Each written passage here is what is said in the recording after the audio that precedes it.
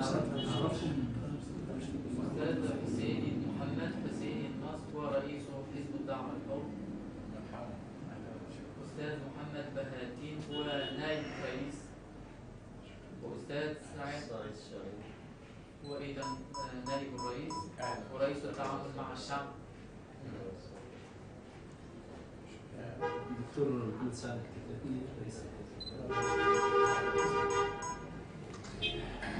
رئيس البرلمان الذي تم حله بعد 5 أشهر.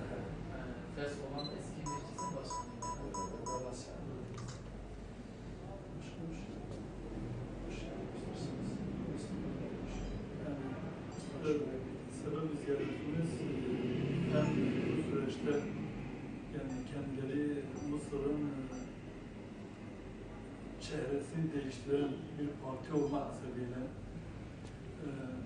ve İslam adına gurur duyduğumuz bir parti ve gelişmelere imza atan bir parti olma hasebiyle hem tanışmaya geldik, tebriğe geldik ve yeni bir parti olma hasebiyle bu noktada tanışma, yani bir tanışma ziyareti ve tebrik ziyareti manasına geldik.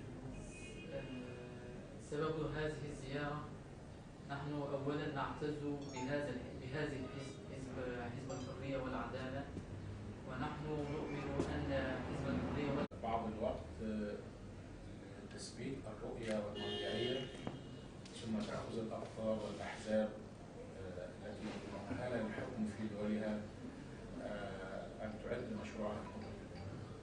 Diyor Müslümanlar farklı ülkelerde, her ne kadar farklı ülkelerde bulunsalar İslami partiler, İslami cemaatler görüşleri görüşleri aynıdır. İşte tek fark diyor herkesin kendi ülkesine göre bir İslami yaşam tarzı vardır. Diyor aramızda bulunan tek yaşam tarzı budur. Diyor bunu inşallah birbirimizle görüşerek tamamlayabiliriz. وهذا الأمر قد يحتاج تكوين وتنفيذ. بعض التنفيذ إن شاء الله. احنا عندنا إعلان في تركيا. إعلان قناة يوجد عندنا قناة فضائية اسمه رهبر. وبلغة اسمه رهبر.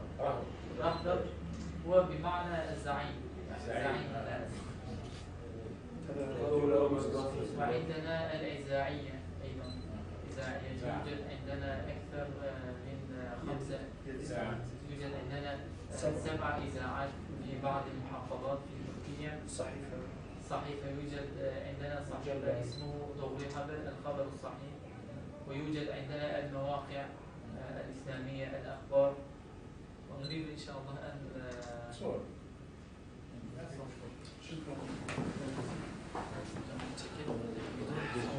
Çek.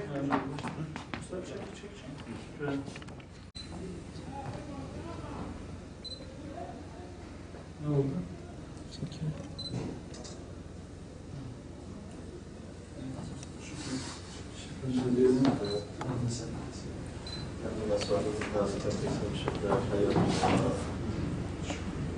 Memnun.